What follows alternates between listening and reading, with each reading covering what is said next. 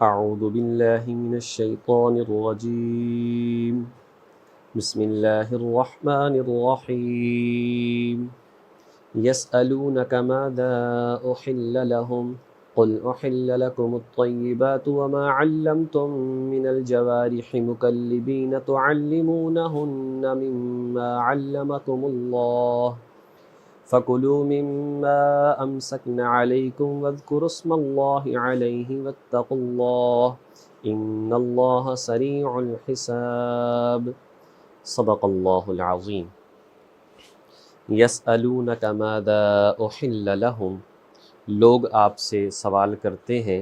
کہ ان کے لیے کون کون سی چیزیں حلال کی گئی ہیں۔ قل، اے نبی صلی اللہ علیہ وسلم آپ کہہ دیجئے، احل لکم الطیبات، تمہارے لیے تمام پاکیزہ چیزیں حلال ہیں۔ وما علمتم من الجوارح، اور جو تم سکھاتے ہو، من الجوارح شکاری جانوروں کو، جو تم سکھاتے ہو، من الجوارح زخمی کرنے والے جانوروں کو۔ جوارح جارحتن سے ہے، جرحہ زخم کو کہتے ہیں، یہاں پر مراد ہے ایسے جانوروں کے ذریعے سے شکار کرنا جو زخمی کرنے والے ہیں۔ تو ابھی تشریح میں بات سمجھ آ جائے گی۔ وما علمتم من الجوارح، اور جو تم سکھاؤ، من الجوارح زخمی کرنے والے جانوروں کو، مکلبین کہ تم انہیں اپنے ارادے سے چھوڑو، تعلمونہن اور تم نے انہیں سکھایا ہو، مما علمکم اللہ جو اللہ تعالیٰ نے تمہیں سکھایا ہے۔ فَكُلُوا مِمَّا أَمْسَكْنَ عَلَيْكُمْ وَاذْكُرُوا اسْمَ اللَّهِ عَلَيْهِ، پس تم کھاؤ، مما اس میں سے، امسکنا علیکم جو اس نے اس شکاری جانور نے چھوڑا ہے، علیکم تمہارے لیے، وَاذْكُرُوا اسْمَ اللَّهِ عَلَيْهِ اور یاد کرو تم اس پر اللہ کا نام، یعنی اس جانور پر تم لو اللہ کا نام۔ واتقوا اللہ اور اللہ سے ڈرو، ان اللہ سریع الحساب بے شک اللہ تعالی جلد حساب لینے والا ہے۔ صحابہ کرام میں بعض صحابہ کرام وہ تھے جو کہ شکار کرنے کا شوق رکھتے تھے، شکار کیا کرتے تھے، اور اسی وجہ سے انہوں نے شکاری جانور بھی پال رکھے تھے۔ کسی نے کوئی شکاری کتا پال رکھا تھا،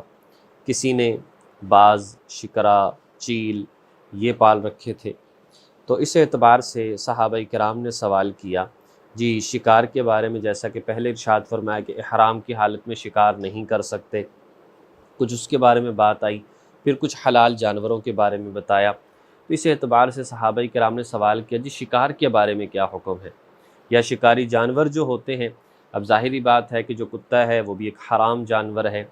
اور چیل، شکرا، باز وغیرہ ہیں یہ بھی حرام پرندے ہیں، ان کے ذریعے سے شکار ہم کرتے ہیں، تو آیا وہ حلال ہے یا حرام ہے، اس کی کیا حقیقت ہے۔ ایک تو دیکھیں اصولی بات سمجھ لینی چاہیے حلال اور حرام کے حوالے سے، وہ یعنی اگر ہم دیکھیں پرندوں میں سے تو آتا ہے کہ کل ذی مخلب من الطیر، ہر وہ پرندہ جو کہ پنجے کے ذریعے سے شکار کرتا ہو، وہ پرندہ حرام ہے۔ جیسے مثال کے طور پر چیل ہے، یہ اپنے پنجوں کے ذریعے سے شکار، نوکیلے پنجے ہوتے ہیں اور ان کے ذریعے سے جو ہے مطلب شکار کرتا ہے، لیکن یہ خود جو ہے چونکہ نوکیلے پنجوں والا ہے، اپنے نوکیلے پنجوں سے یہ شکار کرتا ہے، تو چیل خود جو ہے وہ حرام ہے۔ اسی طریقے سے باز، شکرا وغیرہ جو بھی پرندے ایسے ہیں جو دوسرے پرندوں کا شکار کرتے ہیں پنجوں کے ذریعے سے، تو پنجوں سے شکار کرنے والا جو شکاری پرندہ ہے یہ ناجائز اور حرام ہے۔ اسی طرح سے جانوروں میں اور جنگلی جانوروں میں، ان میں دیکھا جائے تو وہ درندے جو کہ دانتوں کے ذریعے سے شکار کرتے ہیں، جیسا کہ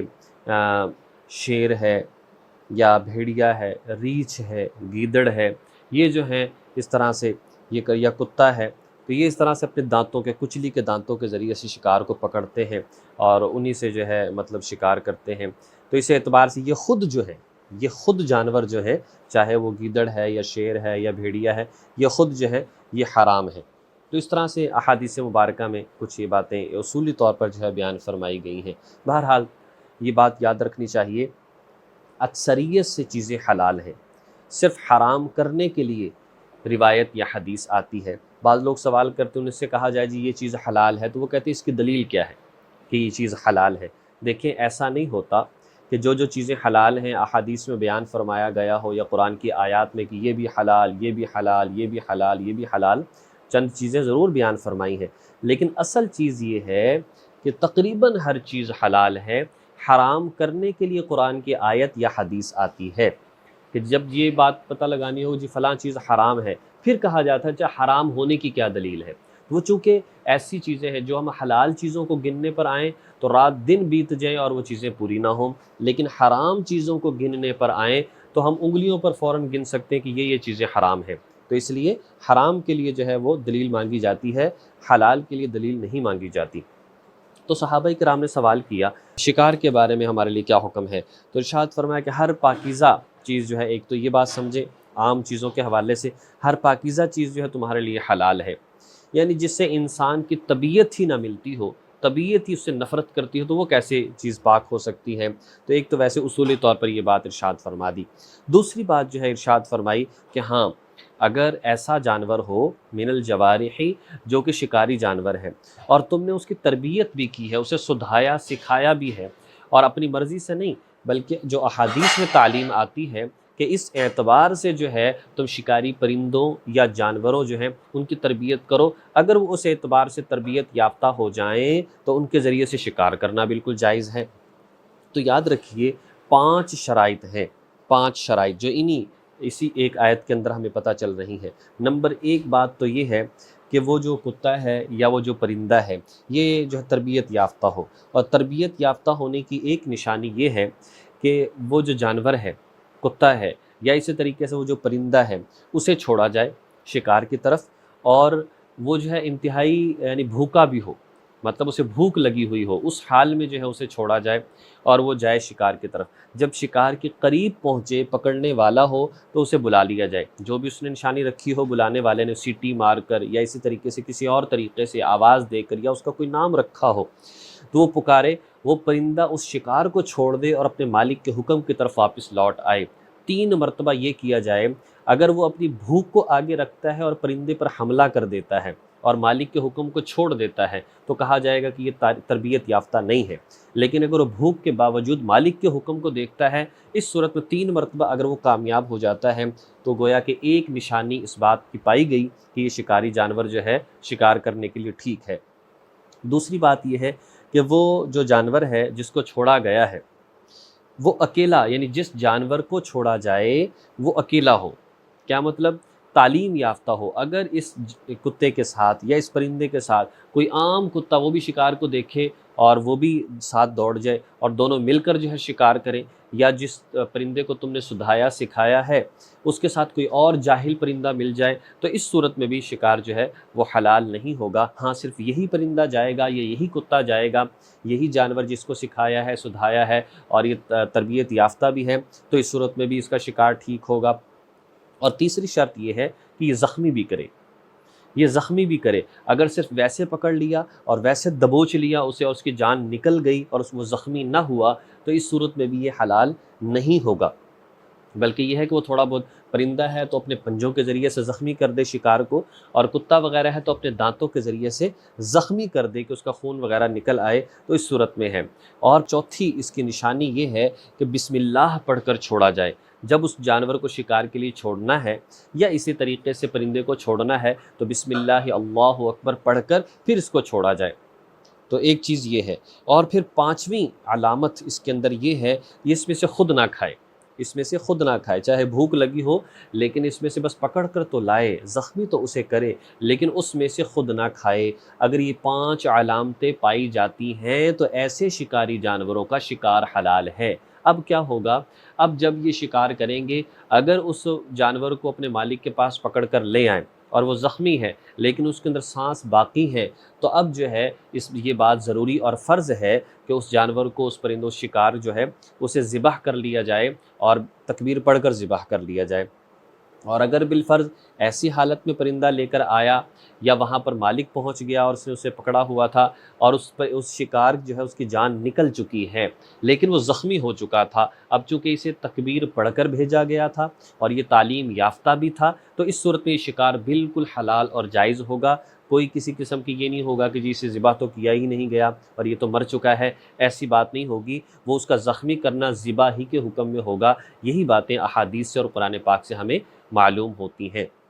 باقی یہ ہے کہ چونکہ وہ جو جانور جانے والا تھا کتا یا وہ چونکہ حرام ہے، اس اعتبار سے جہاں پر اس کے دانت لگے ہیں وہاں سے تھوڑا تھوڑا حصہ جو ہے وہ گوشت کا ہٹا دیا جائے، باقی بالکل حلال اور جائز ہے اور اس میں کسی قسم کے شک اور شبے کی جو ہے وہ گنجائش نہیں ہے۔ تو یہ 5 علامات جو ہیں اس کے اندر ہونی چاہیے، اور یہ پانچوں کی پانچوں علامات جو ہے ہمیں ان آیات کے ذریعے سے پتہ چلتی ہیں۔ ایک تو یہ ہے کہ تعلیم یافتہ ہو، وہ میں نے بتا دیا کہ 3 مرتبہ جو ہے مالک کے حکم پر لوٹ آئے۔ نمبر 2 من الجوارح، وہ زخمی بھی کرے، ایسا نہیں ہے کہ زخمی کیے بغیر۔ اور پھر یہ ہے کہ اس کے ساتھ جاہل نہ ملے کیونکہ وہ تعلیم یافتہ نہیں ہوگا۔ اور پھر چوتھا یہ ہے کہ اس پر اللہ کا نام لیا جائے،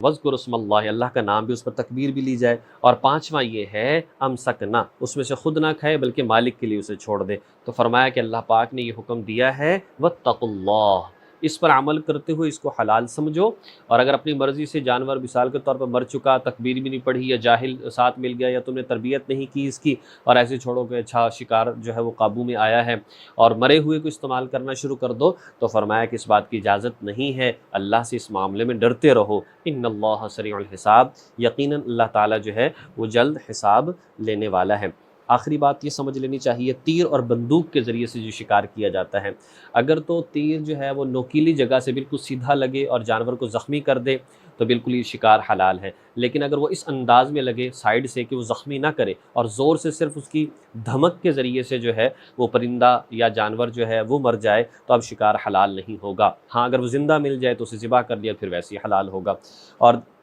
اسی طرح بندوق کے ذریعے سے، جس بندوق کی گولی نوکیلی ہے اور وہ اس کے ذریعے سے زخمی کرے پھر تو وہ حلال ہوگا، لیکن ایسی گولی جو گول ہے، عموماً جیسے چھرے ہوتے ہیں جو شکار گول گولی ہے اور وہ اپنی طاقت کی وجہ سے اس کے گوشت کو اندر دھنسا دے، تو ایسا جو ہے ایسی بندوق کے ذریعے سے شکار جو حلال نہیں ہوگا۔ اگر وہ شکار اسی طریقے سے مر جاتا ہے تو لہٰذا اس کو کھانے کی اجازت نہیں ہوگی۔ ہاں اگر وہ زندہ مل جاتا ہے تو ذبح کرنے سے ویسے ہی وہ حلال ہو جائے گا۔ تو بہرحال یہ شکار کے حوالے سے اور صحابہ کرام نے جو سوال کیا اس کے حوالے سے یہ آیت مبارکہ جو ہے وہ نازل ہوئی۔ اللہ رب العزت ہمیں ان باتوں کو سمجھ کر عمل کرنے کی اور ان باتوں پر ایمان رکھنے کی توفیق عطا فرمائے۔